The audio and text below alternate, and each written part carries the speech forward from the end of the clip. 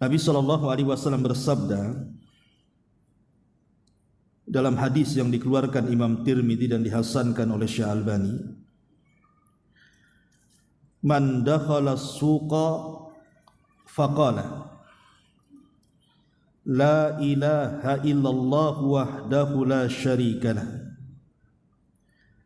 lahul mulku wa lahul hamdu yuhyi wa yumitu wa huwa hayyun la yamut biyadihil khairu wa huwa ala kulli syai'in qadir.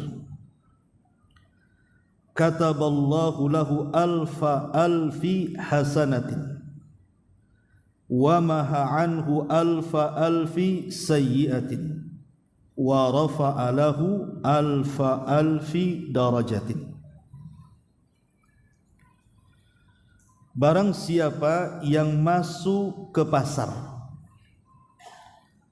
lalu mengucapkan la ilaha illallah, tidak ada sesembahan yang berhak disembah kecuali Allah, wahdahu la syarikalah, satu-satunya dan tidak ada sekutu baginya, lahul mulku wa lahul hamdu, miliknya segala kerajaan dan juga pujian, yuhyi wa yumit wa huwa hayyun la yamut, dialah yang menghidupkan dan yang mematikan dan dia pula yang maha hidup, biyadihil khair, di tangannya kebaikan, wa huwa ala kulli syai'in qadir, dan dia maha kuasa atas segala sesuatu. Perhatikan pahalanya. Maka Allah Subhanahu wa ta'ala akan mencatat bagi dia beribu-ribu pahala. Alfi itu artinya 1 juta. 1 juta pahala, 1 juta kebaikan. Kemudian juga menghapus 1 juta dosa dan mengangkat 1 juta derajat. Kemudian Nabi SAW bersabda, man qala fis suqi la ilaha illallah wahdahu la syarikalah lahul mulku wa lahul hamdu yuhyi wa yumit wa huwa hayyun la yamut biyadihil khair wa huwa ala kulli syai'in qadir. Kataballahu lahu alfi hasanatin wa maha anhu alfi sayyi'atin wa bana lahu baitan fil jannah. Barang siapa yang ketika masuk atau berada dalam pasar mengucapkan la ilaha illallah wahdahu la syarikalah, tidak ada sembahan yang berhak disembah kecuali dia semata dan tidak ada sekutu baginya, lahul mulku wa lahul hamdu, baginya kerajaan dan pujian, yuhyi wa yumit, dia yang menghidupkan dan yang mematikan, wa huwa hayyun, dan dia maha hidup, la yamut, dan tidak pernah mati, biyadihil khair, di tangannya kebaikan, wa huwa ala kulli syai'in qadir, dan atas segala sesuatu dia maha mampu. Kataballahu lahu alfi hasanah, Allah akan catat padanya 1 juta kebaikan. Wa maha anhu alfi sayyi'atin, dan Allah akan catat bagi dia akan hapus bagi dia 1 juta keburukan.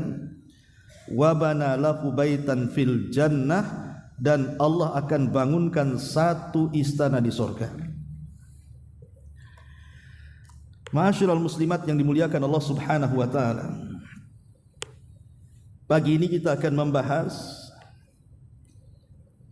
tentang sebuah amalan yang terkadang dilupakan, khususnya untuk ibu-ibu. Karena yang banyak ke pasar biasanya ibu-ibu kalau sekarang. Kalau zaman dulu bapak-bapak. Kalau sekarang justru pasar itu dikuasai ibu-ibu. Artinya doa ini harus dihafal. Minimalnya ibu kalau tidak hafal, catat di laminating, taruh di dompet. Jadi sebelum masuk pintu pasar itu udah ngantri itu satu-satu baca tuh. Syukur-syukur kalau ibu pengelola pasar itu di gerbang pasar itu catat tuh doa ini panjang-panjang supaya ditengok, baca dulu. Tapi sayang kan begitu, sudah tidak hafal, tidak punya catatan di pasar pula, tidak ada tulisan. Ya akhirnya masuk keluar pasar nggak dapat apa-apa jadinya. Makanya di sini amalan yang sangat bagus sekali. Kalau bisa dihafal lah. Insya Allah kalau walaupun awalnya pakai catatan Bu, tapi kalau sudah sebulan setiap hari baca, lama-lama hafal juga tuh. Karena biasanya karena terbiasa jadi luar biasa. Jadi saya nasihatkan Bu ya, hafal doa ini. Baca 100 kali aja sambil dulu, lama-lama hafal sendiri Bu. Kalau tidak hafal beri vitamin Bu untuk mencerdaskan itu, biar cerdas. Intinya bahwa sebelum saya masuk pada pembahasan ini, kita bicara pasar dulu. Kita tahu bahwa di antara tanda-tanda dekatnya kiamat adalah banyaknya pasar di mana-mana. Jadi banyak pasar di mana-mana itu tanda dari tanda-tanda dekatnya kiamat. Tetapi bukan berarti tanda-tanda dekat kiamat itu mesti negatif, mesti jelek, tidak. Tidak semua tanda-tanda dekatnya kiamat itu jelek. Karena kalau kita mendengar bahwa kiamat tidak akan terjadi kecuali ada ini itu, kesannya itu negatif. Tapi sebenarnya tanda-tanda dekatnya kiamat tidak mesti negatif, banyak juga yang positif. Salah satu bentuk positifnya adalah banyaknya pasar kan di mana-mana. Akhirnya kita dekat belanja. Yang jualan dekat, yang pembeli juga dekat, nggak harus jauh-jauh. Oh zaman baheula kan jauh-jauh tuh pasarnya, apalagi di desa kadang naik angkot, naik dokar, macam-macam kan. Fitnahnya lebih besar. Ditambah-tambah kata Nabi SAW, bukan hanya banyaknya pasar tetapi juga yataqarabul aswaq. Pasar itu mulai berdekatan. Jadi bukan hanya banyak tapi juga dekat. Bukan hanya dekat kita harus datang ke pasar, sekarang tidak perlu ke pasar, ibu bisa belanja. Apa istilahnya? COD. Ya. Jadi sekarang ini mulai dari jual sayuran sampai ke bumbu-bumbuan dapur itu tinggal COD saja. Jadi ibu tidak perlu ke pasar lagi, cukup di rumah saja. Pegang handphone datang semua tuh barang tuh. Ini semua tanda-tanda dekatnya kiamat. Tapi ini kan positif. Sebab kalau ibu di rumah tiba-tiba sayur sudah datang itu kan menyedikitkan fitnah namanya. Sebab kalau sudah harus masuk pasar itu nanti banyak masalah kecuali memang dia tahu adab-adabnya. Lah pasar sendiri sebenarnya disabdakan Nabi SAW adalah seburuk-buruk tempat. Jadi satu hari Nabi SAW ditanya soal tempat yang paling baik dan tempat yang paling buruk. Maka Nabi SAW menjawab, sebaik-baik tempat itu adalah masjid. Nah, sekarang kita ini berada di tempat yang paling baik, masjid. Tetapi seburuk-buruk tempat itu pasar kata Nabi. Kenapa demikian? Karena di pasar itu tempat setan menancapkan bendera genderang perang kepada kita Bani Adam yang masuk ke dalam pasar.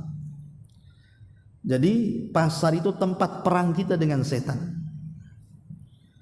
Makanya kalau kita lihat berbagai macam maksiat Bu, maksiat di luar pasar dengan di dalam pasar itu paling banyak dalam pasar. Sebutkan maksiat di luar pasar, semua ada di pasar. Mulai daripada orang bertengkar di pasar, orang yang berteriak-teriak di pasar, orang yang sumpah-sumpah palsu ya di pasar, orang yang tipu-tipu ya di pasar, suka-suka mengurangi takaran, mengurangi timbangan, mengurangi meteran, mengurangi literan, itu sudah kurang-kurang tuh semua tuh. Yang kedukun juga orang pasar. Banyak raja-raja itu ditaruh di warung-warung tuh, keyakinannya supaya laris. Ya. Makanya kemudian dosa yang paling banyak itu tempatnya di pasar. Makanya wajar kalau Nabi SAW itu mengatakan seburuk-buruk tempat itu pasar, dan sebaik-baik tempat itu adalah masjid. Makanya Nabi SAW mengatakan, kalaupun kita harus masuk ke pasar, dan memang harus masuk ke pasar, kalau nggak ke pasar macam mana kita membeli-beli kan? Maka kita harus tahu adab-adabnya supaya kita menang melawan setan di situ. Dan kalau bisa ibu masuk pasar itu sekedarnya saja. Jadi kalau memang niat ke pasar itu memang belanja yang dicatat, ya sudah dicatat, beli kemudian pulang, jangan lama-lama. Tapi masalahnya setan ini kan cerdas hari ini, karena sudah merubah pasar itu bukan tempat yang becek lagi, yang bau lagi, sudah bukan lagi tempat yang istilahnya kumuh gitu ya. Pokoknya kalau masuk bersih, keluar udah kotor, masuk wangi, keluar sudah bau. Itu pasar tempo dulu, Bu. Kalau pasar sekarang ya masuk bersih, keluar bersih, karena sudah dirubah jadi mal-mal. Sudah jadi mal sekarang pasarnya. Dulu di mal nggak ada orang jualan sayur-sayur, sekarang sudah ada. Lauk-lauk semua sudah ada, lengkap semuanya. Bahkan ada yang masuk mal itu nggak belanja, ngadem saja di situ. Masuk mal ngilangin keringat karena ada AC-nya kan, keluar lagi dia. Atau numpang kencing saja di situ. Nah ini kan masalah, Bu. Kalau bisa, Bu, jangan sering ke pasar, jangan sering ke mal. Ini kalau dengar bapak-bapak senang nih biasanya. Ya. Tapi di sini nasihat, karena tadi pasar itu banyak maksiat di situ. Sekarang ibu loh bersih dari dosa, tiba-tiba masuk ke pasar, keluar pula banyak dosa, kan masalah jadinya. Yang lebih parah lagi dosanya itu bukan dosa biasa, dosa jariah lagi. Nah ini yang kita khawatirkan, orang-orang yang masuk pasar itu masuk nggak punya dosa, keluar banyak dosa.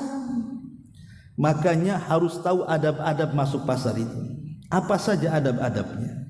Lah salah satunya disebutkan di sini, di mana Nabi SAW mengajarkan adab yang kayaknya sudah banyak ditinggalkan, entah karena ibu tak hafal doanya, atau karena malas doa, karena buru-buru ya.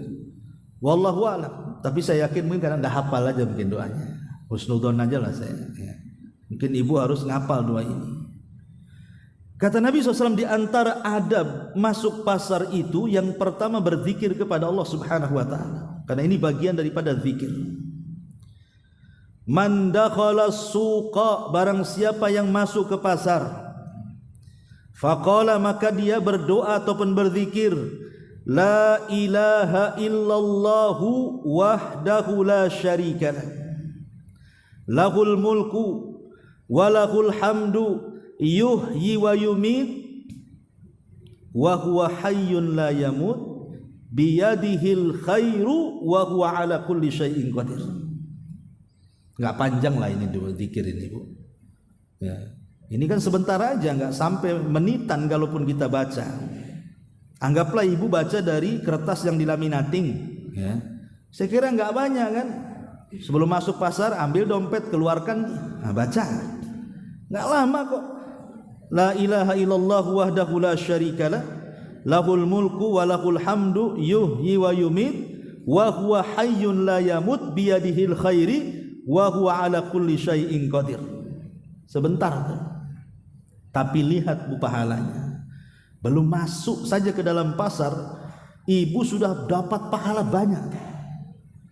Kata Nabi SAW, kataballahu lahu alfi hasanatin.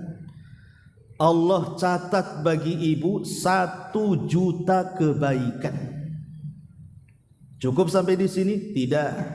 Wa maha anhu alfi hasanatin. Wa maha anhu alfi sayyiatin. Yang kedua, Allah hapus lagi itu 1 juta keburukan. Dan yang lebih hebat lagi, wa rafa'a lahu alfi darajah. Dan Allah angkat 1 juta derajat. Dalam riwayat yang kedua, wa bana lahu baitan fil jannah. Dan yang keempat, Allah akan bangunkan 1 istana di sorga. Luar biasa, Bu. 4 di sini kan ibu akan dapat. Pertama, dicatat 1 juta pahala. Kedua, dicatat dihapuskan 1 juta kesalahan. Yang ketiga, diangkat 1 juta derajat. Dan yang keempat, dibangunkan 1 istana lagi di surga. Kurang apa coba Allah memberikan pahala besar. Ini pahalanya besar. Sayanglah kalau pahala sebesar ini kemudian dilewatkan. Padahal ibu ini bolak-balik masuk pasar itu, hampir setiap hari ke pasar. Coba kalau setiap hari ke pasar baca doa ini, pamannya sebulan aja tiap hari masuk pasar, itu ibu sudah punya 30 istana di sorga. Ya, tapi jangan kemudian menyengajakan ke pasar hanya untuk baca doa ini saja. Ya, ibu nggak belanja tiap hari, saya mau nongkrong di depan pintu pasar lah. Habis doa ini pulang kan, bukan begitu maksudnya. Maksudnya di sini memang ibu menyengajak pergi ke pasar supaya apa? Karena tadi orang kalau sudah masuk pasar bu itu akan banyak dosa di situ. Makanya sebelum kita kemudian banyak melakukan maksiat dalam pasar itu, kita berdoa dulu di sini supaya kita dapat pahala, dosa kita dihapuskan, derajat kita diangkat, Allah bangunkan pula 1 istana di sorga. Jadi kalaupun seandainya Allah takdirkan kita ini mungkin adalah tanpa sepengetahuan kita melakukan dosa dalam pasar itu, tapi kan balance bu, kita dapat pahala di satu sisi, buat dosa di sisi lain kan begitu. Tapi kalau sudah tidak baca doa ini nggak dapat pahala, masuk banyak dosa, keluar lebih banyak lagi dosanya. Nah ini kan jadi masalah. Ya, jadi penting kita ini kemudian menghafal doa ini. Ya, apa perlu saya kasih PR hafal, nanti kita tes minggu depan. Baik, ini yang pertama, nanti kita kembali, tapi kita akan runut dulu beberapa adab masuk pasar. Yang kedua, ada muraf'is sauti. Kalau masuk pasar bu, jangan suka teriak-teriak di pasar. Ya, jangan suka berteriak-teriak di pasar. Seperti umpamanya seseorang kemudian kasar cara ngomongnya, ya, ataupun terlalu meninggi suaranya, atau membentak-bentak para pedagang. Karena Nabi SAW dalam hadis Bukhari itu mengatakan bahwa faqad warada fi sifatihi sallallahu alaihi wasallam annahu laisa bifadhin wala ghalidin wala sakhabin fil aswaq wala yadfa'u bisayyi'ati sayyi'ah walakin ya'fu wa yastaghfir. Di antara sifat Nabi SAW itu, Rasul tidak pernah berkata kasar, Rasul tidak pernah keras dan mengangkat suara, dan Rasul tidak pernah membentak-bentak di pasar. Dan Rasul tidak pernah membalas keburukan dengan keburukan, tetapi Rasul banyak memaafkan. Makanya ini adab orang masuk pasar, jangan suka teriak-teriak. Ya, kalau memang mau beli sesuatu ya beli, kalau tidak ya sudah, cocok ya beli, nggak cocok ya tinggalkan. Nggak perlu bantah-bantah dengan pedagang. Dan kalau bisa lagi bu, Nabi SAW pernah mengatakan rahimallahu imra'an samhan idza ba'a wa samhan idza ishtara. Semoga Allah Subhanahu wa taala merahmati sesiapapun yang masuk ke dalam pasar. Kemudian di dalam pasar entah dia jadi pembeli, entah dia jadi penjual, tapi dua-duanya memudahkan. Jadi kalau ibu jadi pedagang memudahkan pembeli, kalau ibu menjadi pembeli mudahkan pedagang. Seperti apa mudah-mudahkan itu? Contoh umpamanya, ya, ibu beli sayur, beli bumbu, beli apalah di pasar itu yang ringan-ringan. Kemudian uangnya lebih, anggap saja kembalinya 1.000, 2.000 atau 3.000 perak kan gitu. Kata pedagangnya, aduh besar kali ini uangnya. Ya, tunggulah saya mau cari kembalian ke orang, mau ditukar. Kalau hanya 1.000, 2.000 itu ikhlaskan saja lah bu. Ya sudahlah, ambil saja. Kan enak tuh bu ya. Ini gara-gara ibu uang 2.000, uang kembali itu, kadang-kadang pedagang harus keliling pasar tuh cari susuan tuh. Lah habis waktunya kan hanya untuk mengembalikan uang yang enggak seberapa. Lain kalau kembaliannya banyak, uang ibu 100.000 umpamanya kan, kemudian belinya 10.000 kan, kembalinya 90.000. Ya mungkin terlalu besar lah kalau dikasih, ya. Tapi kalau hanya 1.000 2.000 perak, apa susahnya sedekahkan? Karena mereka juga kadang-kadang orang susah, orang para pedagang itu. Kan enak kalau begitu tuh. Itu namanya samhan idza ishtara namanya. Memudahkan saat menjadi pembeli, dan itu bagian daripada shadaqatus sir namanya. Sedekah yang tidak ada yang tahu kecuali ibu pedagang dan Allah. Dan itu jauh daripada riya. Ya. Jauh daripada riya. Mau riya sama siapa kan itu, uangnya juga sedikit. Kemudian yang tahu cuma ibu dengan dia saja. Dan shadaqatus sir, sedekah yang tidak ada yang tahu kecuali ibu dengan Allah itu yudfi'u ghadabar rabb, bisa memadamkan murkanya Allah. Jadi kalau Allah takdirkan Allah mau ngasih penyakit tak jadi itu gara-gara sedekah itu, besar keutamaannya. Atau ibu jadi penjual lah, sama juga. Ibu jadi penjual itu umpamanya ibu tidak mengambil untung banyak-banyak. Ya sudahlah, kalau sudah dapat untung umpamanya, ambil sajalah. Tidak harus kemudian ngambil untung banyak kan itu. Yang jelas cepat laku dan menyenangkan penjual, menyenangkan pembeli umpamanya. Syukur-syukur kalau seandainya menyenangkan pembeli. Contoh umpamanya ibu jual buah-buahan. Nih pembeli ini beli 1 kilo umpamanya salak atau jeruk atau dukuh gitu ya. Kemudian sudah timbangan tuh udah pas 1 kilo tuh Bu. Ibu tambah lagi setengah on tanpa tahu yang beli itu. Itu juga sama sedekahus sir namanya. Sedekah yang tidak ada yang tahu, lebih hebat lagi itu karena kadang-kadang pembeli tidak tahu kalau ibu tambah lagi. Coba. Jadi kalau itu kemudian dilakukan kata Nabi SAW, rahimallah, Allah akan merahmati dia. Jadi pembeli dia berkah, penjual juga berkah, dua-duanya berkah. Ini enggak, malah sengaja diganjel timbangannya. Kadang-kadang lagi lengah gitu diambil lagi salaknya. Ini ngapain ini? Ini kan masalah Bu. Ya, itu masuk pada wailun lil mutaffifin nanti. Neraka wel bagi orang yang curang dalam dagang. Jadi adab sebagai pembeli, maka mudahkan penjual atau sebaliknya. Kemudian juga yang keempat adalah al-muhafadzatu ala nadhafatis su'.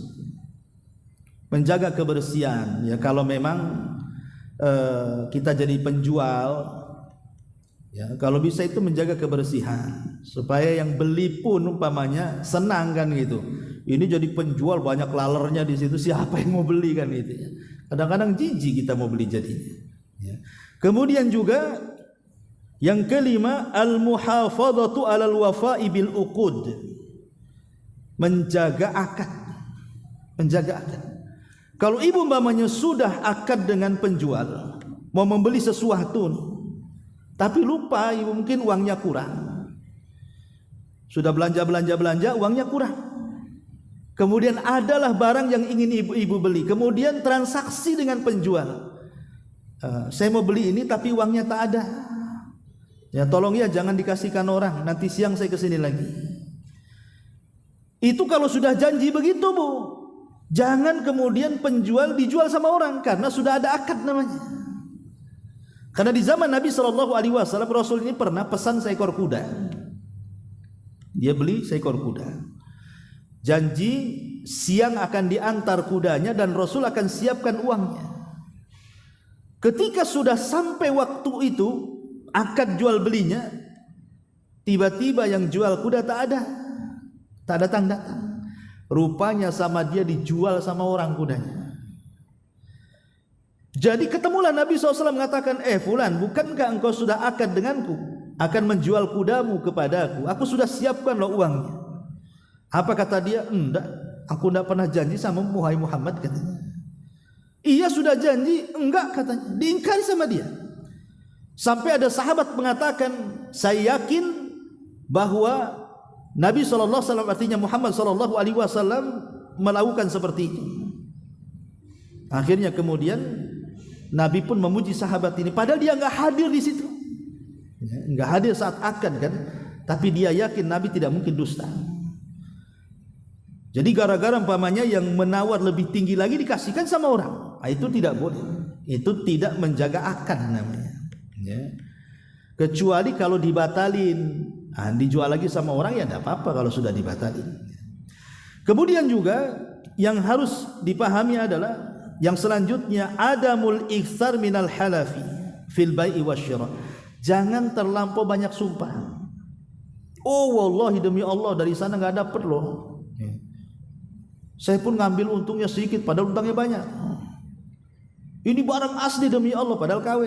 Ya kan? Kan ada orang-orang yang untuk menguatkan barangnya itu dia sumpah-sumpah tuh. Tidak boleh.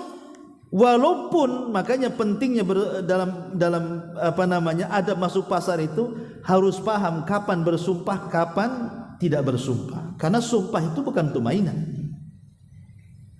Karena banyak kemudian asal bersumpah untuk dusta itu dari siapa sih? Dari iblis.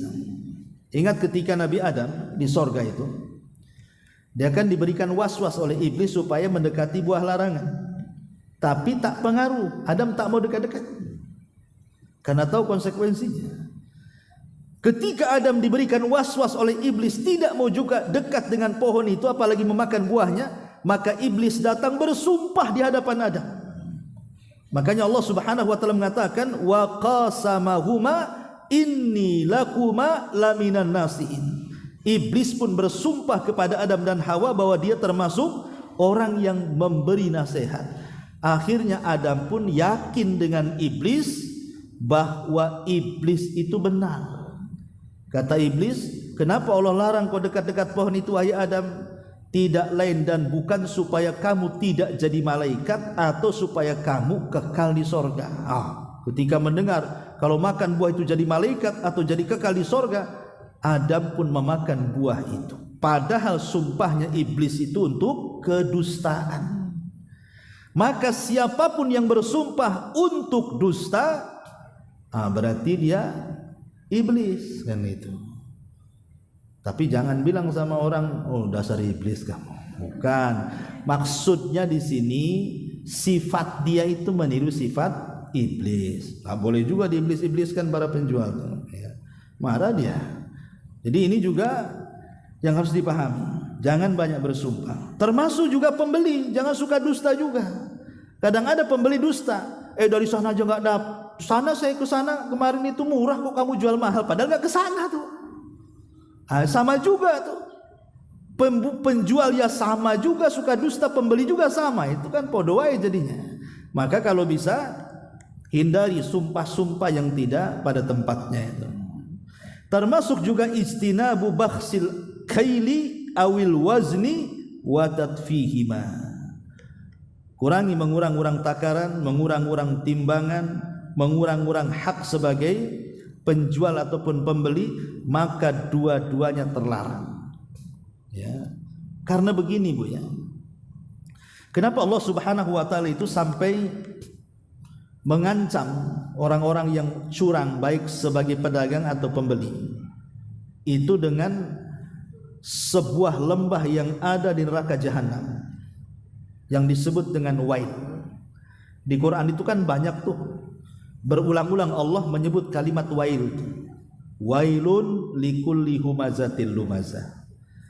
Wailun lil mutaffifin. Wailun likulli afakin athim. Itu banyak di Quran itu kalimat wail itu. Jadi wail itu satu lembah itu berada di dasar jahanam. Jadi kalau orang itu dijatuhkan dari atas titian sampai ke dasar lembah jahanam itu 70 tahun baru sampai. Karena lembah itu hitam, gelap, busuk dan semua nanah darah penghuni neraka itu tumplek di situ. Itulah disebut wail namanya. Sebuah lembah di neraka jahanam. Saking menakutkannya, jahanam sendiri sampai setiap hari meminta isti'adzah, perlindungan kepada Allah. Bayangkan, jahanamnya sendiri sampai ketakutan dengan lembahnya. Lembah itu disebut wail. Untuk siapa lembah ini? Maka Allah Subhanahu wa taala mengatakan wailun lil mutaffifin. untuk orang yang curang dalam dagang. Apabila di posisi penjual, dia kurang-kurang tuh, tambah.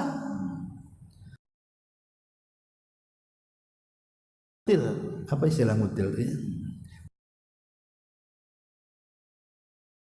Duku atau apa gitu kan. Dan penjual itu tidak nyuruh ibu nyicipin.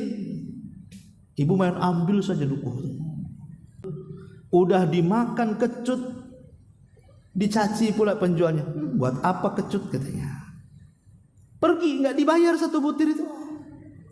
Lah satu butir kalau ditawari, ya mungkin itu kan bentuk marketnya penjual kepada pembeli biar beli kan. Kadang-kadang ditawari, ambillah cicipi, itu nggak masalah, berarti dia dikasih itu. Ya. Tapi jangan pula yang dikasih ini ibu ngambil yang lain pula kan, gitu. Yang dikasih lah kan itu. Nah, kalau ibu cocok beli, tak cocok tak usah kan, tidak ada masalah. Ini tidak ditawari, udah main ambil saja, itu termasuk mutafif namanya. Ya. Atau sebagai penjual juga sama.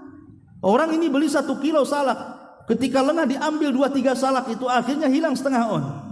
Itu mutafif juga, baik dari sisi pembeli atau penjual sama-sama mutafif, mendapatkan wail. Auzubillah. Ya, mendapatkan wail. Kenapa sedemikian ngerinya ya hukuman, padahal terkadang kalau ibu ngutil satu duku itu kan nggak kenyang, Bu. Ataupun mungkin sebagai pedagang kalau ngurangi 1-2 salak kan nggak kenyang juga kalau dimakan itu. Tapi kenapa hukumannya mendapatkan wail, sebuah lembah dalam jahanam? Coba begini Bu, kadang-kadang kalau kita di posisi penjual, kita kan tidak tahu posisi pembeli ini siapa. Bisa saja pembeli ini anak yatim, bisa saja pembeli ini fakir miskin, bisa saja dia nampak pakai mobil tapi beli untuk disedekahkan kepada panti asuhan dan fakir miskin, kan kita tidak tahu ya. Atau sama, kita tidak tahu penjual ini siapa. Jangan-jangan dia pelayan saja di situ. Sebenarnya dia orang susah, mungkin pekerjanya, atau mungkin dia orang fakir, orang miskin. Dia mengadu nasib dengan jualan itu. Berarti kalau kita kemudian mengurang-urang di situ, bisa saja mengurangi hak anak yatim, mengurangi hak fakir miskin, mengurangi orang-orang yang berhajat kepada itu. Itulah kenapa kemudian ancamannya berat sampai dikatakan wail. Makanya betul kalau kata Nabi, rahimallahu imra'an, semoga Allah merahmati orang-orang yang memudahkan tadi. Maka ini termasuk adab daripada adab-adab pasar juga. Karena kalau kita mengambil tanpa sepengetahuan, ya, maka itu termasuk ghosob namanya. Ibu harus kembalikan. Termasuk juga kalau bagi ibu-ibu ya, adab masuk pasar itu Bu, ibu harus pakai pakaian sopan, tutup aurat. Ya, masuk pasar itu jangan sampai kemudian membuka aurat, karena bagaimanapun berdosa. Kemudian hindari ikhtilat kalau ada laki-laki di situ, gitu. Hindari ikhtilat sebisa mungkin. Di sana banyak laki-laki, tunggu dulu. Ya, biar mereka dulu beli baru kita, gitu ya. Karena itu juga walaupun remeh-remeh seperti itu juga dosa masalahnya. Nggak boleh. Dan itu bisa jadi dosa jariah ibu buat fitnah sama orang. Maka pakaian pun harus bagus, maksudnya menutup aurat. Tapi sebaliknya juga jangan terlalu menggunakan pakaian syuhrah. Karena sekarang ini banyak ibu-ibu kalau mungkin ke pasar basah biasanya pakaiannya khusus tuh. Yang jelek-jelek aja lah, karena masuk wangi keluar pasti bau. Tapi kalau ke mall nggak yakin saya. Ya. Pasti bedakan dulu kan Bu. Ya, lipstikan dulu, bedakan dulu, skincare dulu atau apa istilahnya, kan mestilah itu. Lah ini kan aneh. Coba masuk mall cantik-cantik semua, pulang dari mall jelek semua. Karena nggak kebeli sih masalah. Raut mukanya berubah semua.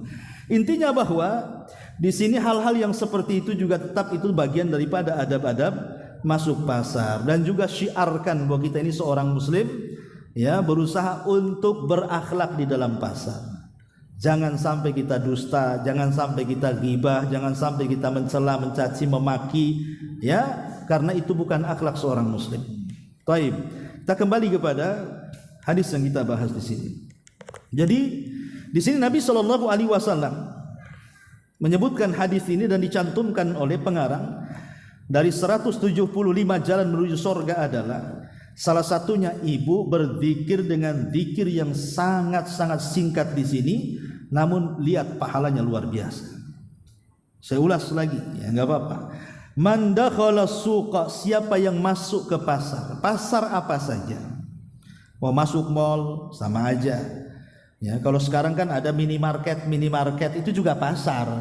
Ya, ibu masuk ke minimarket itu pasar juga. Ya, atau mungkin pasar-pasar yang ma'ruf lah kan gitu, pasar-pasar basah.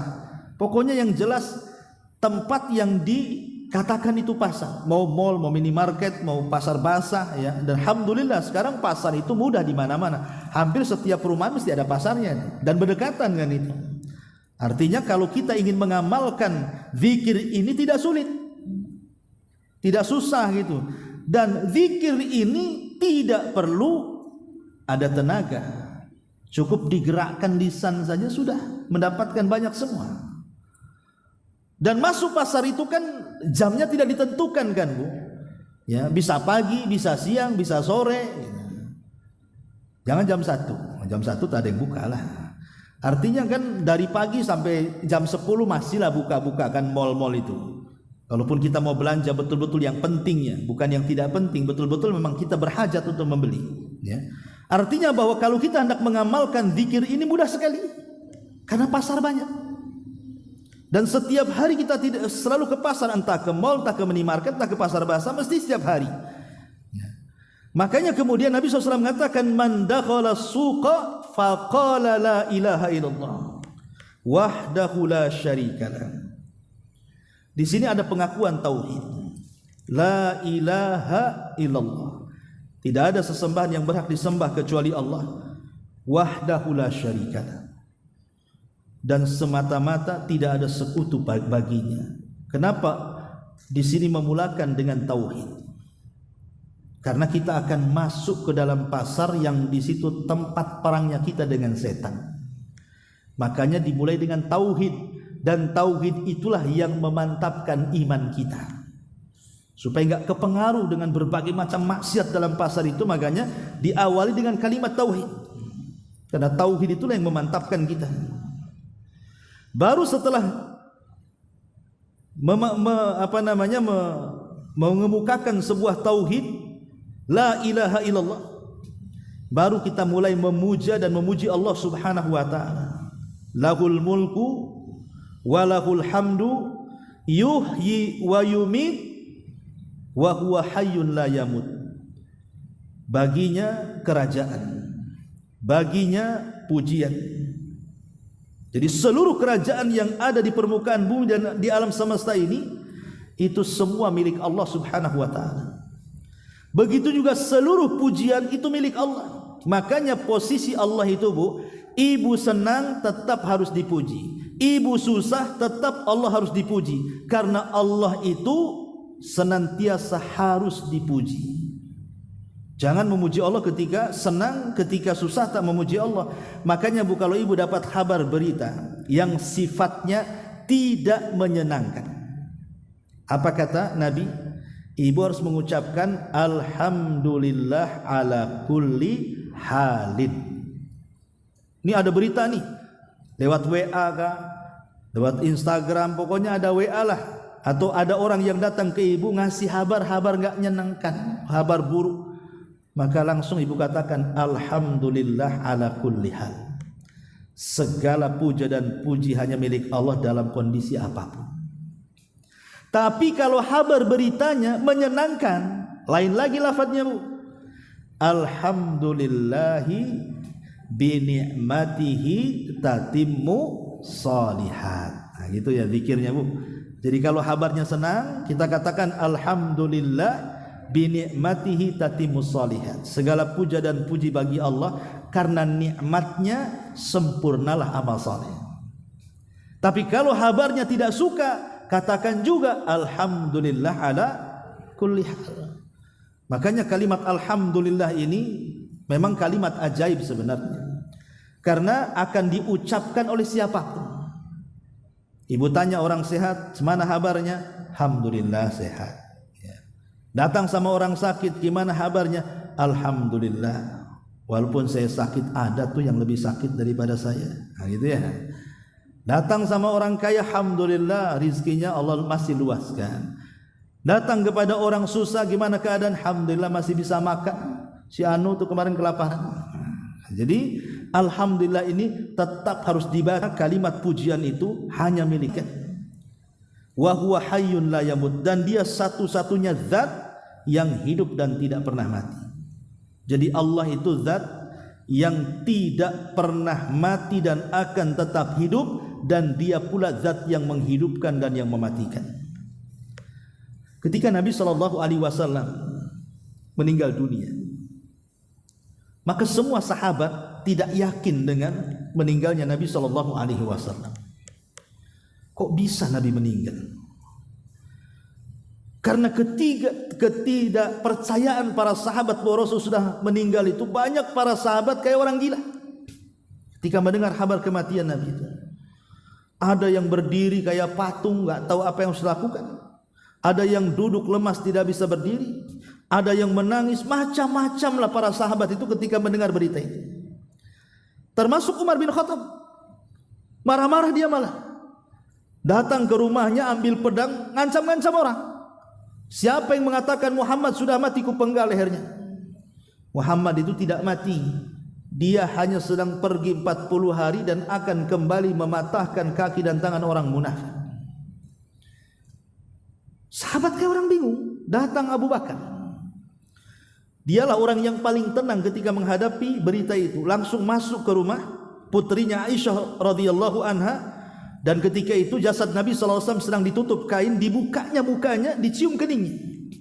Kemudian Abu Bakar mengatakan, tibta anta ya Rasulullah hayyan wa mayyitan. Sungguh baik dan indah jasadmu, baik ketika hidup ataupun ketika meninggal, wahai Rasul. Maka Abu Bakar keluar kamar, naik ke atas mimbar. Umar masih marah-marah itu, disuruh diam-diam, tapi Umar masih juga ngoceh.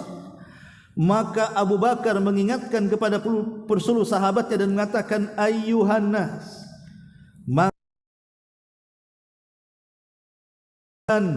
fa inna ya'budullah, apa di antara kalian yang menyembah Muhammad? Lihat, Muhammad sudah mati. Menyembahlah kepada zat yang senantiasa hidup dan tidak pernah mati. Sembah Allah. Minta sesuatu kepada Allah. Jangan minta kepada zat yang mati, ke kuburan, tangkal-tangkal, ke jimat, ke pohon, ke ini, ke itu. Itu zat itu tidak hidup, mereka mati. Ya.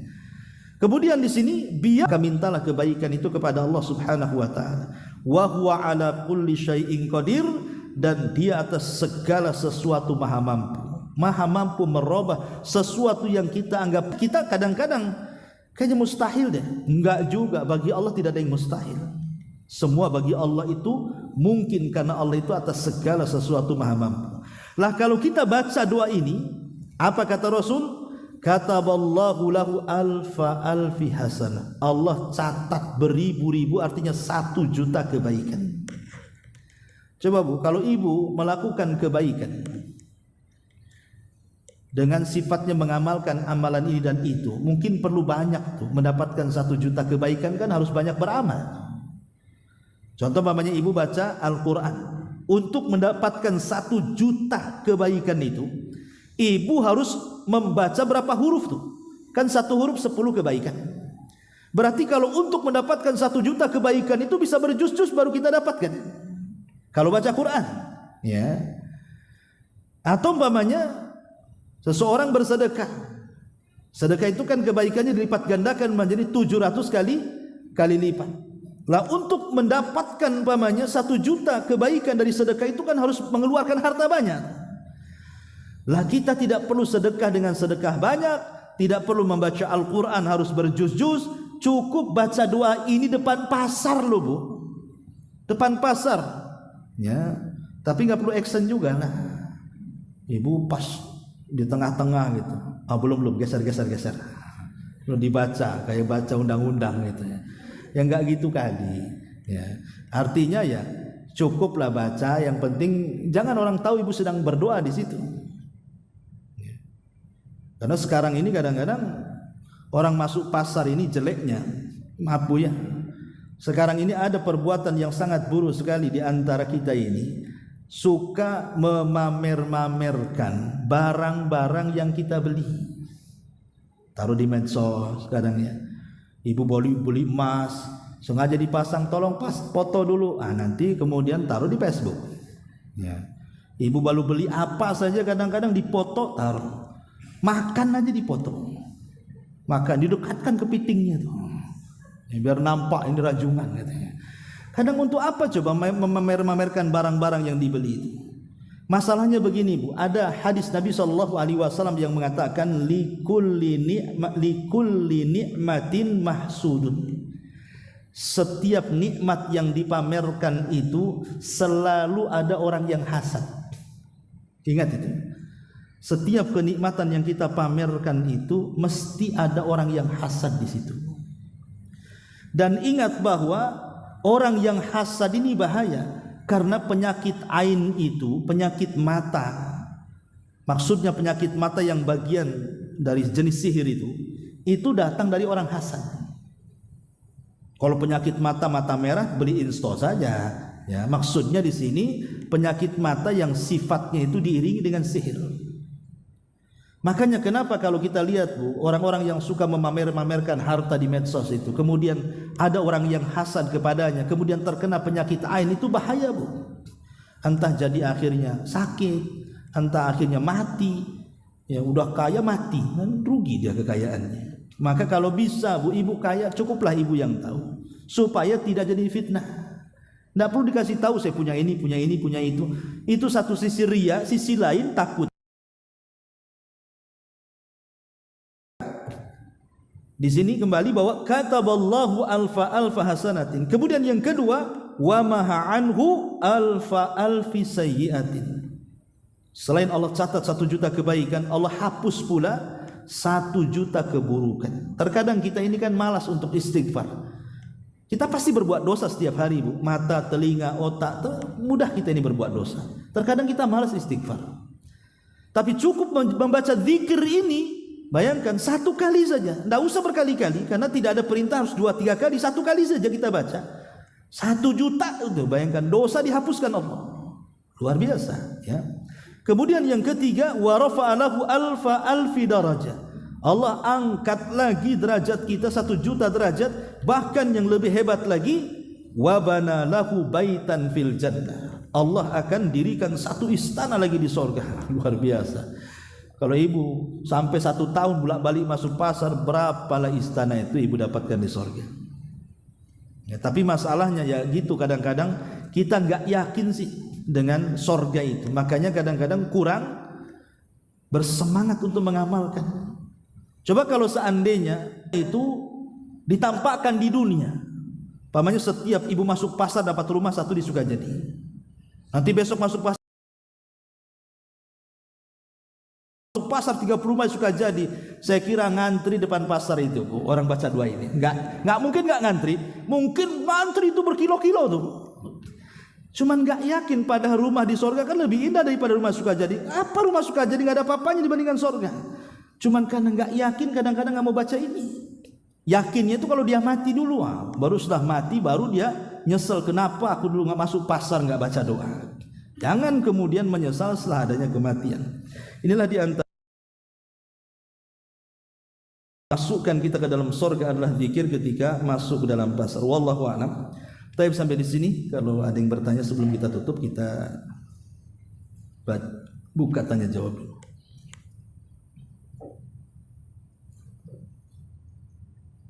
Ini mic-nya ada di sini ya. Kalau mau tanya.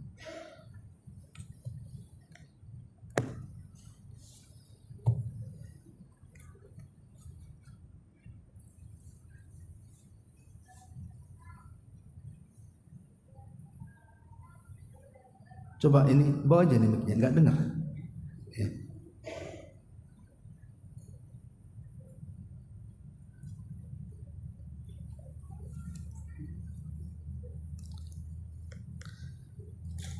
Dipencet dulu.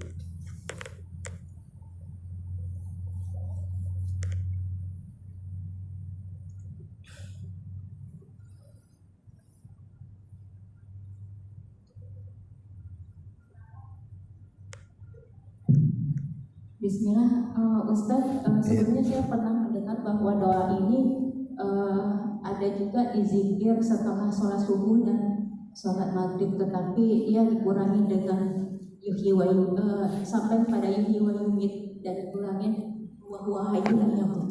Iya. Itu yang mana yang benar Ustaz? Soalnya ada salah satu hadis juga yang disampaikan salah satu ulama bahwa sama dengan lapasnya dengan doa masuk azan. Iya, alhamdulillah. Ya, zikir ini terkadang kan ada kemiripan-kemiripan, itu wajar. Tapi kan inti yang kita lihat, isi dari di zikir pagi dan petang itu kurang lebih lafadznya seperti ini. Ada yang dikurangi, ada yang persis. Ya, seperti dikurangi beberapa lafadz, tapi ada juga yang persis. Ya tidak ada masalah.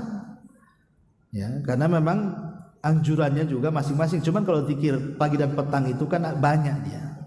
Bukan satu zikir, tapi ada beberapa zikir dan beberapa ayat dalam Al-Quran yang dibaca.